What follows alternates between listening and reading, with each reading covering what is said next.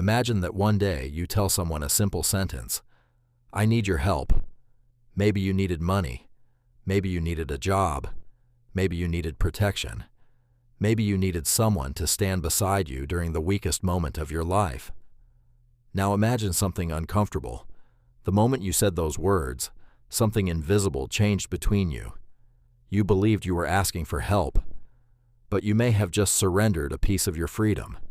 Because the most dangerous form of power does not always arrive as violence. It does not always shout. It does not always threaten. Sometimes it smiles. Sometimes it offers support. Sometimes it pays your bills. Sometimes it opens a door. Sometimes it says, "Don't worry, I'll take care of it."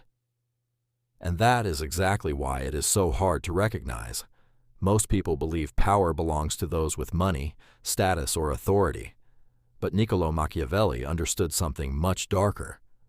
The strongest person is not simply the one who has the most resources. The strongest person is the one who becomes difficult to live without.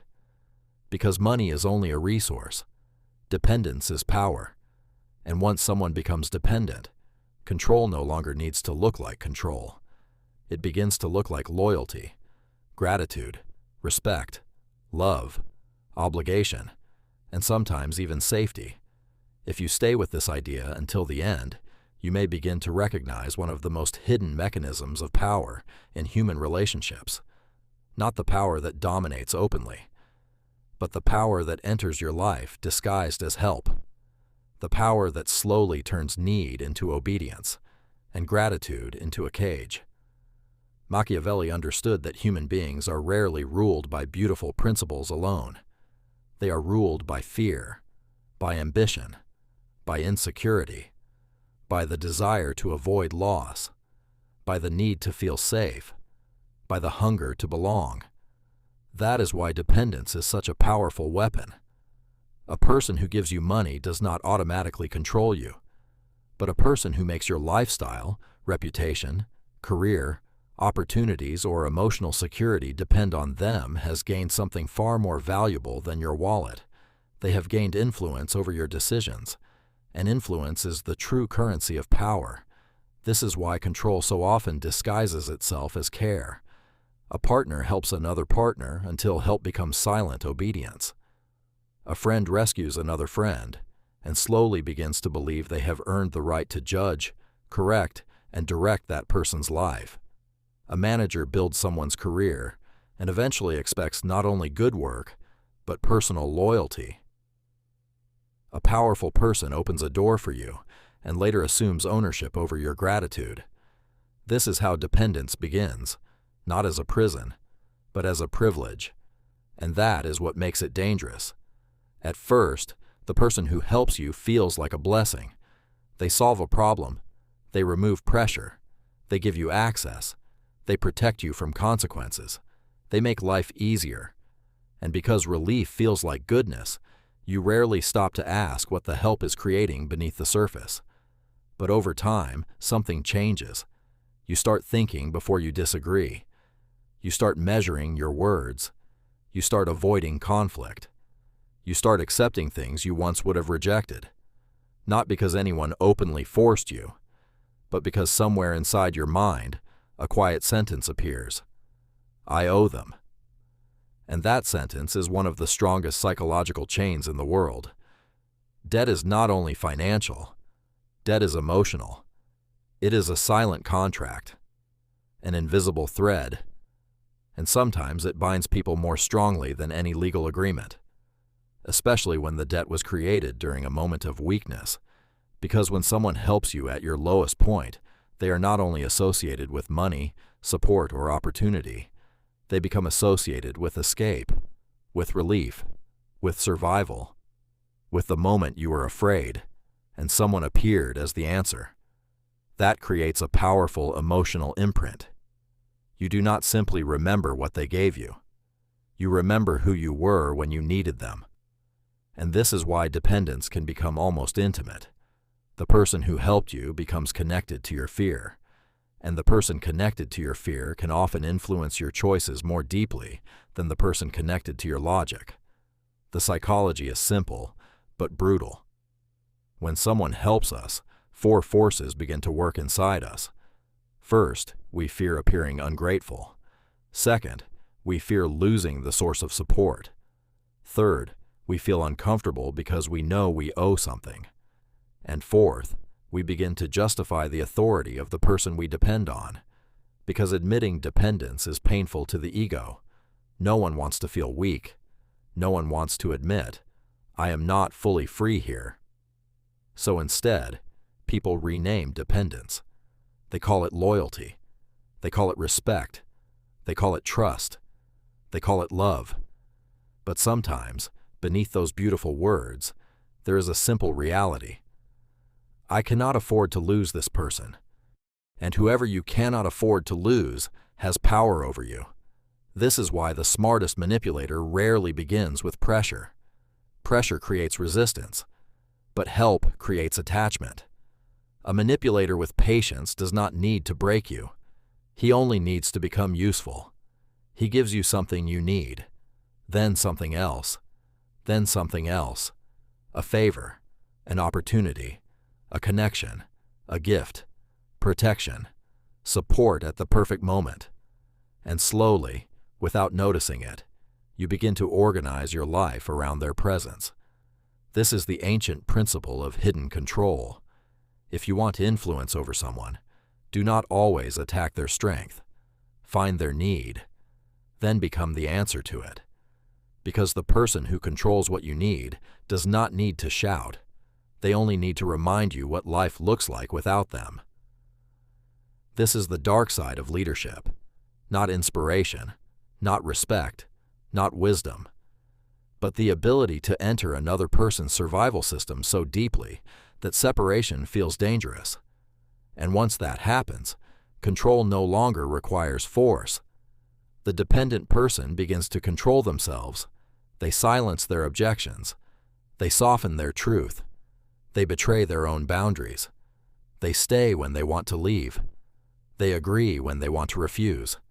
They smile when something inside them is already saying no, not because they are physically trapped, but because mentally, emotionally, or financially, they feel trapped. Look at how this works in relationships. One partner provides more, pays more, solves more, organizes more, takes responsibility for everything. At first, this may look like maturity, and sometimes it really is. A strong person can help from love. A responsible person can support without wanting control. But when the hidden motive is possession, help slowly becomes a cage. No one says, "You belong to me." They say something much more acceptable. "After everything I've done for you, you wouldn't have made it without me. I was there when nobody else was. You should be more grateful." And inside those sentences, there is not only pain, there is ownership. The message is clear. I helped you, therefore I have rights over you. This is where love becomes debt, and debt becomes power. The same thing happens in friendship. As long as two people stand on equal ground, friendship can breathe. They can disagree. They can be honest. They can refuse. They can walk away without the whole relationship collapsing. But when one person becomes the constant source of money, status, access, or emotional rescue, the relationship changes. The dependent person becomes careful, less direct, less free. They stop saying everything they think. They laugh when they do not want to laugh. They agree when they do not fully agree. They avoid conflict because conflict might cost them the connection. And somewhere inside, the same thought returns. I am in debt. That is the moment friendship becomes hierarchy. Not officially, not openly, but psychologically. One person can still move freely. The other has to calculate. And the person who calculates is rarely the one with power. This is why many ladders to the top are built from other people's weaknesses. Not always through evil plans, sometimes through cold understanding. One person depends on money, another depends on approval, another depends on access, another depends on protection, another depends on the fear of being rejected, Another depends on the dream of becoming important. Another depends on the shame of going back to being nobody. A person with a Machiavellian mind notices these things quickly. He does not ask, "Who is the kindest person here?" He asks, "What does each person need?" Because wherever there is need, influence can be built. This is why the dark triad thrives in systems of dependence. The narcissist loves being needed because it feeds his sense of greatness. The Machiavellian turns another person's need into a lever and never forgets who owes what. The psychopath feels no inner resistance where an ordinary person would hesitate. To him, another person's debt is not sacred, it is useful. And the most frightening part is that such people often do not look like monsters. They may look generous, supportive, helpful, noble, even loving. But their real goal is not to help you stand on your own feet. Their goal is to make sure your feet stand on their ground. That is the difference between help and control. Real help makes you stronger. Control disguised as help makes you dependent. Real help gives you back your voice. Control disguised as help makes you afraid to use it. Real help wants you to become free. Control disguised as help wants you to remain grateful. And gratitude can become a beautiful word for obedience. People in crisis are especially vulnerable to this. When you are weak, you think about relief, not price. When you are afraid, you rarely analyze motives. When life is collapsing, help feels like goodness itself. That is why the strongest chains are often placed on people not in moments of strength, but in moments of need. People become dependent when they are ready to exchange a piece of freedom for relief from pain. And this exchange can happen quietly. No contract, no threat, no violence, just help at the right moment. And a memory that never leaves. That is why many people remain loyal to those who are slowly controlling them. Because the controller is also the person who once saved them. And this creates confusion. How can this person be bad if they helped me? How can this be control if they were there for me? How can I walk away from someone who gave me so much? These questions keep people trapped for years because they cannot separate the original help from the later control. But you must understand this clearly. A good act in the beginning does not justify ownership later. Someone can help you and still become manipulative. Someone can save you once and still use that moment to control you forever. Someone can give you something valuable and still demand too high a price for it. And sometimes the price is not money. Sometimes the price is your silence, your loyalty, your obedience, your boundaries, your ability to say no, your ability to leave, your ability to be yourself without fear. That is the true cost of certain kinds of help. And it is not written in the agreement. It is collected slowly, in small compromises, in swallowed words, in delayed decisions, in tolerated disrespect, in the gradual weakening of your own will. This is why the most effective power does not always need to command. It only needs to make disobedience expensive. When saying no costs you support, you will think twice. When disagreeing costs you approval, you will become softer. When leaving costs you security, you will stay longer than you should. When telling the truth costs you access, you will learn to lie politely. And soon you are no longer being controlled from the outside. You are carrying the control inside yourself. That is when power becomes almost complete, because it no longer needs threats. You have become the guard of your own cage. Machiavelli understood that the best control is the kind that does not look like control. A ruler does not always need to force people. Often, he only needs to create conditions where obedience feels useful and leaving feels dangerous. This is much smarter than brute force. People hate force, but they often accept dependence as order, as gratitude, as loyalty, as realism, as love. This is why the most dangerous person in your life may not be the one who openly demands something from you. It may be the one who once made you a debtor and then waited. Because time does the rest. You get used to them. You begin to consider their reaction before making decisions. You become careful with your words. You avoid disappointing them. You slowly stop being fully free before you are even ready to admit it. This is why people who control debts often rise faster than people who only earn money. Money can be spent. Money can be lost. But a debt planted inside a person's mind can produce returns for years. It returns as favors, as silence, as loyalty, as introductions, as protection, as public support, as private obedience, as ignored boundaries. This is no longer a financial asset. It is a human asset. And a person who learns to turn others into carriers of his interests gains a kind of power that no bank account can fully measure. Look at how this works in careers. A leader promotes an employee, gives him a chance, covers his mistakes, introduces him to important people, builds his reputation. From the outside, this looks like mentorship, and sometimes it truly is. But if the leader is not mature, but Machiavellian, he will not only expect competence, he will expect belonging, quiet belonging, permanent belonging. The employee may become afraid to disagree, afraid to leave, afraid to choose another side, because deep inside he keeps hearing, "They lifted me up." And that memory begins to influence every decision, more than any official rule. This is also how many alliances at the top are built. People are rarely held together by contracts alone. They are held together by debts, favors, secrets, shared risks, moments of weakness, help given at the exact moment when everything could have collapsed. One person helped another enter the circle. Another protected someone when their reputation was in danger. A third person provided resources when there was no other option. A fourth stayed silent when he could have destroyed someone.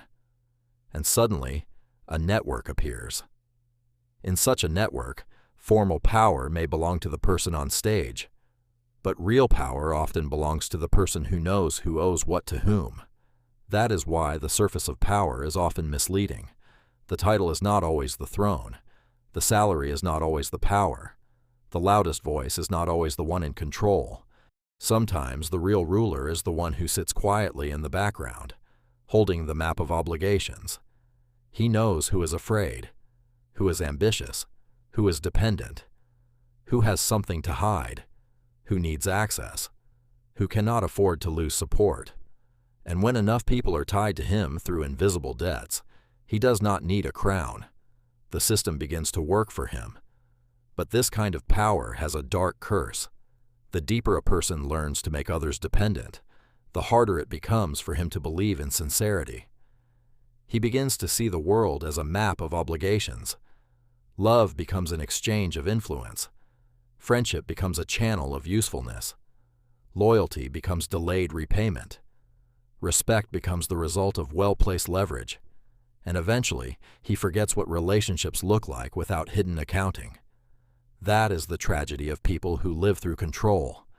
They may gain influence, they may gain obedience, they may gain loyalty, but they lose trust. Because when every bond is built on debt, every smile looks like strategy, every friendship looks like a transaction, every act of love looks like a negotiation. And if such a person meets someone who owes nothing, fears nothing, and does not sell his will for comfort, that person becomes disturbing. Why? Because he is difficult to control. You cannot buy him with care. You cannot trap him with favors. You cannot own him through rescue.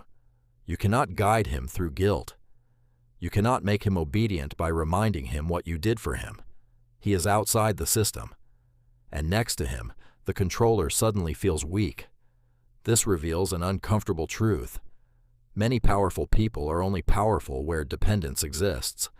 Without dependence, they are far less impressive than they appear. This is especially visible in intimate relationships. One partner builds the image of being the strong one, the provider, the protector, the problem solver, the one who always knows what to do, the one who takes responsibility for everything. And if this comes from love, it can be beautiful. But if it comes from the desire to own, it slowly teaches the other person, "You cannot survive without me." Then every attempt at freedom is treated as betrayal. Every disagreement becomes disrespect. Every boundary becomes an insult. Every distance becomes rebellion. The person is no longer simply loved. They are trained to serve another person's need to be indispensable. And indispensability is one of the strongest forms of hidden domination. From the outside, it may look attractive. A successful partner, a generous protector, a loyal friend, a wise mentor, a powerful connection. But there is one test that reveals the truth. Try to step back. Try to regain autonomy. Try to say no. Try to stop being convenient. Try to make a decision that does not serve their ego. If the response is coldness, guilt, pressure, humiliation, punishment, or a reminder of everything they did for you, then what you received was not pure help. It was an investment. And now they are demanding the return. This is why people often do not notice their own submission. They are not broken immediately. They are trained slowly. First, they get used to comfort, then support, then access, then gratitude, then fear of losing it. And only after all of that comes control. Real dependence almost always develops softly, like poison in small doses, like comfort that slowly destroys the ability to stand alone. And here is the hardest truth. Some people do not only fall into dependence, they secretly desire it, because freedom is difficult. Freedom requires uncertainty, mistakes, loneliness, risk, responsibility. Dependence, on the other hand, offers order. Someone will decide. Someone will guide. Someone will protect. Someone will lift you up after you fall. And if a person is internally immature, he may gladly trade autonomy for relief. This is why power through debt is so stable. It does not rest only on the greed of the strong. It also rests on the fear of the weak before their own freedom. Machiavelli was dangerously right about one thing. People are not controlled only by force and fear. They are controlled through what they need. And what people need most is rarely limited to money. They need to feel important. They need to survive. They need not to fall. They need not to be alone. They need to believe there is something solid beneath their feet. And whoever places himself between a person and one of these basic needs gains a soft form of power that can become stronger than open domination. So the real question is not, who has more money? The real question is, who depends on whom? Who cannot speak freely? Who cannot leave? Who cannot refuse? Who cannot risk losing approval? Who has allowed another person to become the source of his peace? Because the person who controls your peace can control your behavior. And this is where you must be brutally honest with yourself. Not every help is dangerous. Not every debt is a chain. Not every strong person wants to own you. Real support exists. Real loyalty exists. Real love exists. But if after receiving help, you lose your voice, if gratitude makes you afraid to say no, if support costs you your boundaries, if loyalty requires the death of your independence, then the price was higher than you thought. And the issue is no longer money. The issue is power, because the most dangerous forms of submission almost never look like violence. They look like help you became unable to live without. And the final truth is simple. The person who controls others is not always the one with the most resources. It is the one who turns his resources into extensions of other people's weaknesses, the one who does not merely give, but enters another person's needs so deeply that independence begins to feel impossible. That is how the quietest form of domination is built. Not from open force, but from debt. Not from greatness, but from dependence. Not from a throne, but from the ability to turn another person's need into your own power. So the real question for every adult is not only, who helped me? The deeper question is, what am I paying for that help? Because the moment your will becomes an extension of someone else's generosity, you are no longer simply grateful. You have become part of their system of power.